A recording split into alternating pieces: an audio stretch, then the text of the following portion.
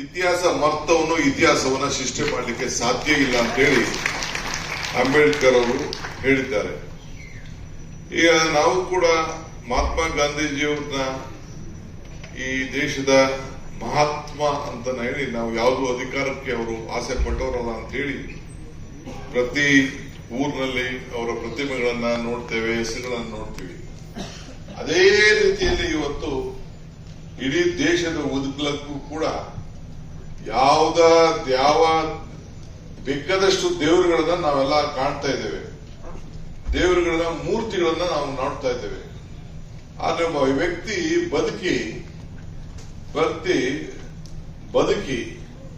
ಬದುಕಿ ಕೊನೆ ಅವ್ನು ಕೊಟ್ಟಂತ ಒಂದು ಮಾರ್ಗದರ್ಶನ, ಒಂದು ಶಕ್ತಿ, ನಮ್ಮ ಸಂವಿಧಾನ ಹೋರಾಟ, ಇದನ್ನ ನೆನೆಸ್ಕೊಂಡು ಇಡೀ ಕಾಶ್ಮೀರ ಕನ್ಯಾಕುಮಾರಿವರೆಗೂ ಬಾಬಾ ಸಾಹೇಬ್ ಅಂಬೇಡ್ಕರ್ ಅವರ ಪ್ರತಿಮೆ ಇದೆಯಲ್ಲ, ಯಾವ ದೇವರು ಕೂಡ ನಾನು ಯಾವ ದೇವರು ಹೀಯಾಳಿಸ್ತಾ ಇಲ್ಲ ನಾನು.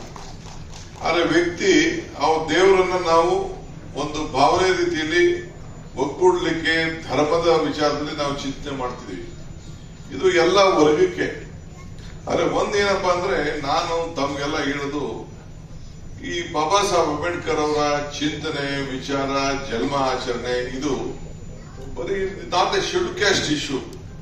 ಶೆಡ್ಯೂಲ್ ಕ್ಯಾಸ್ಟ್ ಅವರು ಲಂಬಾಣಿಯವರಾಗ್ಲಿ, ಪರಿಶಿಷ್ಟ ಜಾತಿಯವರಾಗ್ಲಿ, ಪರಿಶಿಷ್ಟ ಪಂಗಡದಾಗ್ಲಿ, ರೈಟ್ ಆಗ್ಲಿ, ಲೆಫ್ಟ್ ಆಗ್ಲಿ, ವರ್ಷ ಆಗ್ಲಿ, ಕೊರಮರಾಗ್ಲಿ, ಬೋವಿ ಆಗ್ಲಿ ಅಲ್ಲ. ಇದು ಆಸ್ತಿ ಅಲ್ಲ. ಇದು ಇಡೀ ದೇಶಕ್ಕೆ ಎಲ್ಲ ವರ್ಗಕ್ಕೂ ಕೂಡ ಬದ್ಧತೆ, ನ್ಯಾಯವನ್ನ ಕೊಟ್ಟಂತ, ಧ್ವನಿಯನ್ನ ಕೊಟ್ಟಂತ ಒಬ್ಬ ಧೀಮಂತ ನಾಯಕರು ಅಂತ ಹೇಳ್ಕೊಳ್ಳಿಕ್ಕೆ ನನಗೆ ಬಹಳ ಸಂತೋಷ ಆಗ್ತದೆ.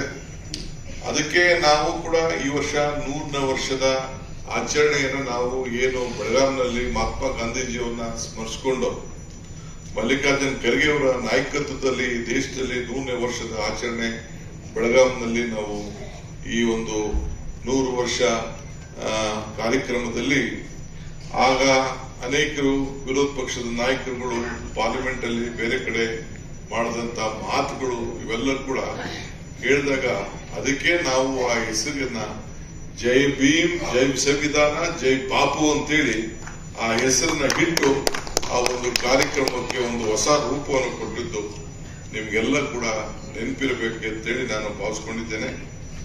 ಸಮಾನತೆ ಇಲ್ಲದೆ ಸ್ವಾತಂತ್ರ್ಯಕ್ಕೆ ಅರ್ಥ ಸಿಗ್ಲಿಕ್ಕೆ ಸಾಧ್ಯ ಇಲ್ಲ.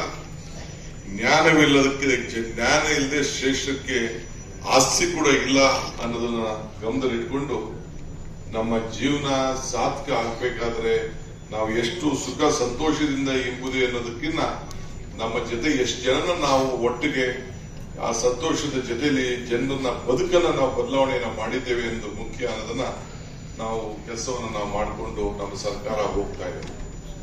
ಇವತ್ತು ಸಿದ್ದರಾಮಯ್ಯನವರು ಕೂಡ ಬೆಳಗ್ಗೆಯಿಂದ ಅನೇಕ ಸರ್ಕಾರದ ಕಾರ್ಯಕ್ರಮ ಮಾಡಿಕೊಂಡು ಬಂದಿದ್ದಾರೆ. ನಾನು ಅಲ್ಲಿಗೆ ಹೋಗ್ಬೇಕು ಅಂತಿದ್ದೆ, ಬಟ್ ಜನ ಇಲ್ಲಿ ಜಾಸ್ತಿ ಇದ್ದಾರೆ, ನಿಮ್ನ ಹಿಡಿದಿಟ್ಕೊಳ್ಬೇಕು ಅನ್ನೋ ದೃಷ್ಟಿಯಿಂದ ಇಲ್ಲಿಗೆ ಬಂದೆ. ಸುಮಾರು ಒಂದು 25 ಜನ ನಾಯಕರುಗಳನ್ನ ಹುಡುಕಿ ಕರೆದು ಕೆಳಗಡೆ ಇದ್ದವ್ರನ್ನ ಮೇಲ್ಗಡೆ ಇದ್ದವ್ರಿಗೆಲ್ಲ ಮಾತಾಡಿಸ್ದೆ. ಬರೀ ಮೇಲ್ಗಡೆ ಇರೋರು ಲೀಡರ್ ಅಂತ ನೀವು ತಿಳ್ಕೊಳಕ್ ಹೋಗ್ಬಿಡಿ. ನಾನು ಮೇಲ್ಗಡೆ ಲೀಡರ್ ಅಂತ ಅನ್ಕೊಂಡೇ ಇಲ್ಲ. ನಾನು ಒಳ್ಳೆ ಸ್ಟೇಜಲ್ಲಿ ಜಾಗ ಇದೆ ಅಂತ ಮೇಲಿದೆ. ನೀವು ಮೇಲ್ಗಡೆ ಇರೋರು ಎಷ್ಟು ಮುಖ್ಯನೋ ಕೆಳಗಡೆ ಇರೋರು ಅಷ್ಟು ಮುಖ್ಯ. ಕೆಳಗಡೆ ಇದ್ರೇನೆ ಮೇಲ್ಗಡೆ ಇರೋರು, ಕೆಳಗಡೆ ಇಲ್ಲ ಅಂತಂದ್ರೆ ಮೇಲ್ಗಡೆ ಇರುತ್ತೆ. ಈ ಸ್ಟೇಜ್ಗೆ ಗೌರವನೇ ಇರುವುದಿಲ್ಲ. ಯಾರು ಕೇಳ್ತಾರೆ? ಜನ ಇಲ್ಲ ಅಂತಂದ್ರೆ ಬರೀ ಖಾಲಿ ಇದಕ್ಕೆ ಭಾಷಣ ಮಾಡ್ತಾರ? ಈ ಸಭೆಗೆ ಗೌರವ ತರೋರು ನೀವೇನೆ, ಈ ಸಭೆಗೆ ಏನಾದ್ರು ಬೂಸ್ಟರ್ ತರೋರು ನೀವೇನೆ. ಅದರಿಂದ ನೀವ್ಯಾರು ನಾನು ಕಡಿಮೆ, ನನ್ ಕೇಳಿ ಏನು ಆಗೋದಿಲ್ವೇನೋ, ಬರೀ DK ಬೇರೆಯವ್ರು ಮಾತ್ರ ಇಲ್ಲಿ ಸ್ಟೇಜ್ ಮೇಲೆ ಕುಂಡ್ರಿಸವ್ರೆ, ಮುನಿಯಪ್ಪನವ್ರು ಬೇರೆ ಮಾತ್ರ ಕುಂಡ್ರಿಸವ್ರೆ, ನಮ್ಮ ಆಂಜನೇಯ ಮೇಲ್ಗಡೆ ಕುಂಡ್ಬಿಟ್ಟು ಅನ್ನೋದು ಬೇಡ.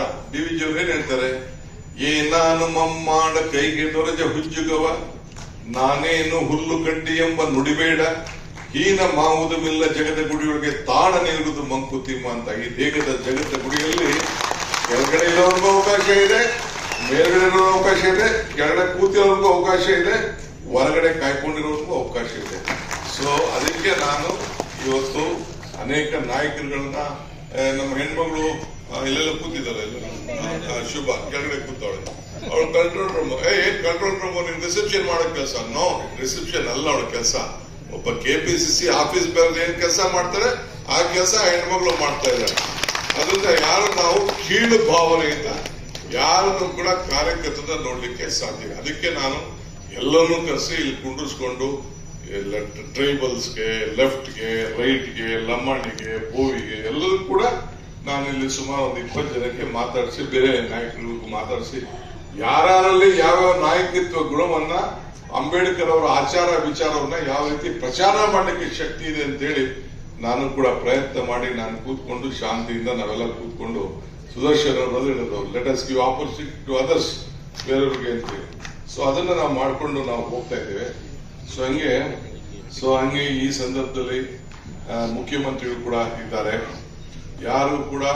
ಯಾರು ಬಿಜೆಪಿಯವರು ಮಾಡಕ್ ಆಗದೆ ಹೋದಂತ ಕೆಲಸ ಇಂಟರ್ನಲ್ ರಿಸರ್ವೇಶನ್ ಕೊಡ್ತೀವಿ ಅಂತೇಳಿ ನಮ್ಮ ಬದ್ಧತೆಯನ್ನ ಕಾಂಗ್ರೆಸ್ ಸರ್ಕಾರ ತೋರಿಸಿದೆ. ಆ ಕೆಲಸವನ್ನು ನಾವು ಮಾಡಿದ್ದೇವೆ. We are committed. ಏನು ನಾವು ನಮ್ಮ ಪಕ್ಷ ಅಧಿಕಾರ ಬರಕ್ಕೆ ಮುಂಚಿತವಾಗಿ ನಾವು ಚಿತ್ರದುರ್ಗದಲ್ಲಿ ಏನು ಘೋಷಣೆ ಮಾಡಿದ್ದೋ ಆ ಘೋಷಣೆ ನಾವು ಮಾಡಿದ್ದೇವೆ 6-6-5 ಅಂತ. ಆದ್ರೆ ಕೋರ್ಟ್ ನಲ್ಲಿ ಅದನ್ನ 15ಕ್ಕೆ ಸೀಮಿತ ಮಾಡಬೇಕು ಅಂತ ಹೇಳ್ತೀವಿ. ಆದ್ರೆ ಒಂದು ನಾನು ನಿಮ್ಗೆಲ್ಲರೂ ಕೂಡ ನಾನು ಹೇಳ್ತಾ ಇದ್ದೀನಿ, ಎಲ್ಲರೂ ಶಾಂತ ರೀತಿಯಿಂದ ಇರಬೇಕು. ಬಿಜೆಪಿಯವರು ಬೇರೆ ಬೇರೆ ರೀತಿ ದಿಕ್ಕು ಹೋಗ್ಲಿಕ್ಕೆ ಪ್ರಯತ್ನ ಮಾಡ್ತಾರೆ. ನಮ್ಗೆ ಎಲ್ಲರೂ ಒಂದೇ.